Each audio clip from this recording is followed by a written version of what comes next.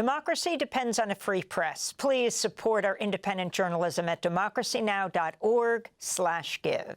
This is Democracy Now!, democracynow.org, The War and Peace Report. I'm Amy Goodman. The United Nations, as well as many Arab nations, have condemned Israel for cutting off all food and humanitarian aid into Gaza. Egypt and Qatar accused Israel of using starvation as a weapon of war. Israeli Prime Minister Benjamin Netanyahu announced the blockade in an attempt to pressure Hamas to agree to a new proposal by the United States that would force Hamas to release all remaining hostages without Israeli soldiers fully withdrawing from Gaza. Hamas has accused Israel of trying to derail the original ceasefire agreement. Israeli Prime Minister Benjamin Netanyahu spoke Sunday. Hamas currently controls all of the supplies and goods that are being sent to the Gaza Strip. It is abusing the Gaza population that is trying to receive the aid. It is shooting at them and is turning the humanitarian aid into a budget for terrorism directed against us. To this, we will not agree in any way. Over the past 2 days, Israeli troops have killed at least 9 Palestinians in Gaza. Palestinians there have denounced the new Israeli blockade. Suffering will increase after the occupation's decision to close the crossings. Frankly, since the beginning of the war, they have been trying to starve us, and we fear the people will starve due to the lack of aid and food supplies. Additionally, people are afraid of the return of war and facing death again. Isn't it enough that the occupation has killed 50 or 60,000 murdered so far? We continue our conversation with Ken Roth, visiting professor at Princeton School of Public and International Affairs, served for almost 30 years as executive director of Human Rights Watch. He has a new book out. It's called Righting Wrongs: 3 Decades on the Front Lines Battling Abusive Governments. So Israel has just blocked all humanitarian aid from going into Gaza. Your response? Well, first, this is a continuation of the starvation strategy that Israel has been pursuing against Palestinian civilians in Gaza, which is a war crime, which was the reason that Netanyahu and the former defense minister Gallant were charged by the International Criminal Court with war crimes. Second, the fact that Israel is turning on and off the spigot is actually evidence of the deliberateness of the starvation strategy, because during the war, Israel kept saying, oh, what do you mean we're letting in the food? It's just, it's Hamas's fault, when it's absolutely clear that Israel just shuts the door sometimes, even when, during the bulk of the war, Palestinians were facing, near famine and certainly starvation. So, this is, in a sense, further evidence against Netanyahu. Now, what he's trying to do, as you just alluded to, is change the terms of the ceasefire negotiations, because the temporary ceasefire, the initial 6 weeks, have now come to an end. And stage 2 was supposed to be Israeli forces fully pulling out of Gaza, an end to the war, and then further exchanges of hostages and Palestinians who were held as prisoners by Israel. And Netanyahu's saying, no, just give us the hostages, but we're not going to do the other part. And we're going to starve you until you agree. So that's the context in which this is happening. It's interesting. We just spent our last segment talking about Ukraine and President Trump trying to pressure Zelensky, basically saying you would be no one if it weren't for the United States giving you weapons. What about his very dear ally and close friend, Netanyahu? The amount of what these 2,000-pound bombs mean, what the amount from Biden through Trump, the military arming of Israel to facilitate what's happening in Gaza and the West Bank. Well, I think we have to understand that the U.S. was aiding and abetting massive war crimes, indeed arguably genocide. And Biden continued the arms sales, continued the military aid, despite abundant evidence that these war crimes were taking place. The one thing Biden did that was good is that he withheld the 2,000-pound bombs. He suspended their delivery because these were being used to devastate Palestinian communities in Gaza. A 2,000-pound bomb can basically kill anybody within the radius of 2 football fields. These are utterly inappropriate to be used in heavily populated areas. This is indiscriminate warfare, a war crime. And Trump just renewed them. Here, take them, do whatever you want. So if the fighting resumes, Trump also could be accused of aiding and abetting war crimes. I think, though, the real risk for Trump is that he has now imposed sanctions on the International Criminal Court prosecutor, Karim Khan. And that is a blatant violation of Article 70 of the Rome Statute, the ICC's guiding treaty, which criminalizes obstruction of justice, intimidating or threatening a court official for their official duties. And, will Karim Khan charge Trump? I don't know. He didn't do that. The prior prosecutor didn't do that when Trump imposed sanctions on her. But, Karim Khan's a different guy. And if Trump continues to play this incredibly obstructive role, it wouldn't surprise me if he suddenly faces criminal charges too. And people can say, well, who would arrest Trump? But what it would mean is that the 125 member states of the ICC suddenly would be obliged to arrest him if he showed up. So they would tell him, don't show up. And his world would suddenly be a lot smaller, similar to what Putin now faces when, for example, he couldn't go to the BRICS summit in South Africa for fear of arrest. So you have a chapter in your book, Righting Wrongs, 3 Decades on the Front Lines Battling Abusive Governments on War Crimes. Can you talk about what has happened to the whole issue of international law? You're fiercely critical, you were of Biden and now of President Trump, when, as we look right now, you're looking at Israel, Gaza, and the West Bank. The complete shutting down or disregard for international criminal law, whether we're talking about the International Court of Justice or the International Criminal Court or human rights law since World War II and why it was established? Well, first, I think it's important to stress that international humanitarian law, or the laws of war, it was not written by human rights groups as this kind of pie-in-the-sky standard. This was written by the world's militaries. They decided that this is the best way to fight war, to try to spare civilians, not to replicate the mass atrocities of the Second World War. So Human Rights Watch and our allies tries to uphold that law. Clearly it is flouted by Israel, by the Sudanese fighters, by Putin in Ukraine, by the Myanmar junta. So there are, examples of systematic war crimes. But most governments still formally uphold these standards. Their militaries abide by them.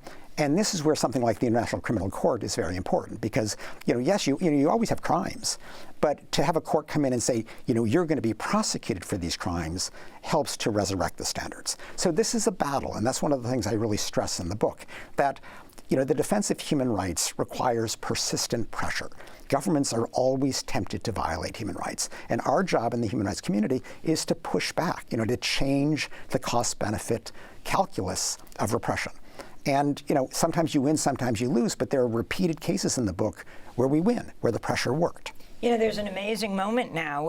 The Office of Government Efficiency, if you're really looking at huge sums of money, Guantanamo, 15 men are being held there, many of them without charge, and it's cost $500 million to keep it open on this extrajudicial area that the U.S. controls in Cuba. And now, in order to keep it open, they're talking about sending migrants there, immigrants who've come into this country. Yeah, I go into Guantanamo at length in the book. And in many ways, I view that as a success of the human rights movement because we really did stop the Bush-era torture. We got legislation that adopted, that shut down the various loopholes that Bush was using. Guantanamo gradually has been depopulated. No one has been added to it in a criminal sense. These migrants who are being put there are being put in a different part of the island and are not really changing the extreme cost. Tens of thousands of them could be put there if the Trump administration has their way. Yeah, and I don't think the courts are going to allow it because I think there really are legislative obstacles to, taking immigrants in the United States and just putting them in this extraterritorial area. So, but, I think that the fact that Guantanamo was so stigmatized, that this idea of endless detention without trial for so-called enemy combatants was a legal theory that, just didn't hold, was in an odd way a success of the human rights movement. And even though we haven't completely shut it down, we made huge progress in making it, unusable for criminal purposes. I wanted to go back to Gaza and then to your own life experience, your family. There was a history made last night. You had a Palestinian filmmaker and an Israeli filmmaker winning the Best Documentary category. It's the first time a Palestinian has won. After Basil Adra spoke, Yuval Abraham, the Israeli journalist, spoke. He said, well, this is the end of what Yuval Abraham said. They're saying something like 1 billion people watched. This is his message. There is a different path, a political solution without ethnic supremacy, with national rights for both of our people. And I have to say, as I am here, the foreign policy in this country is helping to block this path. And, you know, why? Can't you see that we are intertwined? That my people can be truly safe if Basel's people are truly free and safe. There is another way. It's not too late for life, for the living. There is no other way. Thank you. As they held their Oscars, Yuval Abraham and Basil Adra, this incredible moment, and you hear the applause. I mean, the change of public opinion in the United States. There's a global audience, but we heard the audience in that room. If you can talk about the power of the U.S. and also your own life experience, where you come from. You are, we'll talk about your life and your parents. Okay, well, Amy, I really got into the defense of human rights because of the experience of my father. He grew up in Nazi Germany and fled Frankfurt as a 12-year-old boy in July 1938 for New York. And so I grew up with Hitler stories. You know, I grew up with what it was like to be a young boy living under the Nazis and became very aware of the evil that governments could do and was determined to try to prevent a recurrence of that kind of evil. Now, you know, I don't compare other situations to the Nazis. You know, they were pretty sui generis. But Yuval Abraham, you know, what he's talking about today is that there really, you know, traditionally have been three options on the table for resolving the Israeli-Palestinian conflict. One is recognition that the settlement project is so advanced that a Palestinian state is impossible, and therefore you have a so-called one-state reality between the Mediterranean Sea and the Jordan River, and there everybody should have equal rights. But of course the Israeli government doesn't want that because they're roughly the same number of Jews and Arabs, and they would lose their Jewish majority. And if anyone talks about from the river to the sea, they're accused of anti-Semitism. Yeah, although that's silly because it depends what you add to that. If you say, you know, from the river to the sea there should be no Israel, then fine, that's anti-Semitism. If you say from the river to the sea there should be equal rights for everybody, or two states, you know, living side by side, that's perfectly fine. So it's silly to say river to the sea is a problem. It depends what you add on to it. But, you know, the second option, which is what the Israeli government wants, is to have the endless occupation, the status quo. But that is now broadly recognized as apartheid and unsustainable. So the third option, which I think is the best option, is from the river to the sea to have two states, Israel and Palestine living side by side. But Netanyahu says, you know, over my dead body. The fourth option that was always sitting on the side, was never really considered legitimate, but Trump just tried to legitimize, was to solve the Palestinian problem by getting rid of the Palestinians. Start with Gaza, get rid of 2 million there, and then what no other land shows is the beginning of ethnic cleansing in the occupied West Bank as well.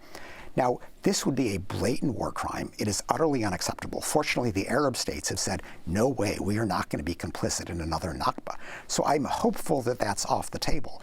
And again, if you come back to Trump, the master negotiator, if he wants his big regional deal, if he wants the Saudis to normalize relations with the Israelis, he's got to push Netanyahu to accept a Palestinian state. We've seen he can twist Netanyahu's arm. That's how we got the current temporary ceasefire. He's got to twist that arm harder to get acceptance of what I think is really the only viable long-term solution. And certainly there are those who feel the way you do. A two-state solution is the only viable one. There are those who feel only a one-state solution would be viable and are not anti-Semitic. Mm-hmm. Yeah, no, I mean, to say, you know, a one-state solution because the Israeli settlement project has made it really hard to have a Palestinian state. But within that one state, we don't want apartheid. We want equal rights. That's just justice. You know, that's not anti-Semitism. But, you know, I still think finding some way to have the two states would be better. But I could live with the one state as long as it's a one state with equal rights, not one state with apartheid for the occupied territories. So let's talk about the crackdown in the United States and what you see, even going back to your family. I mean, you're now a professor at Princeton.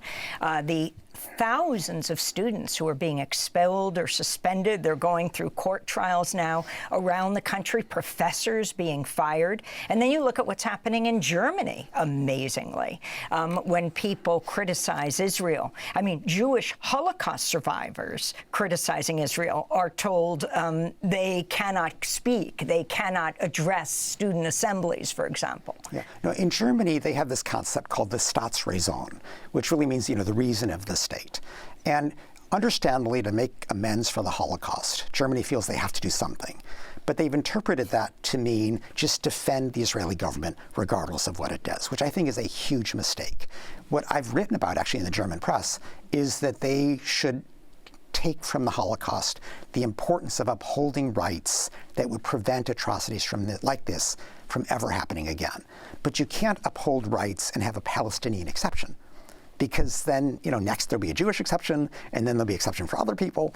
And so the only way to do it is to uphold rights for everybody. That's not the German government's approach. They just think they're going to defend Netanyahu and the far-right extremists in the Israeli government, regardless of what they do. I think that's a misunderstanding of the proper lessons of the Holocaust. And I think that's clear from your book. The overall message, never again, means never again for anyone, anywhere.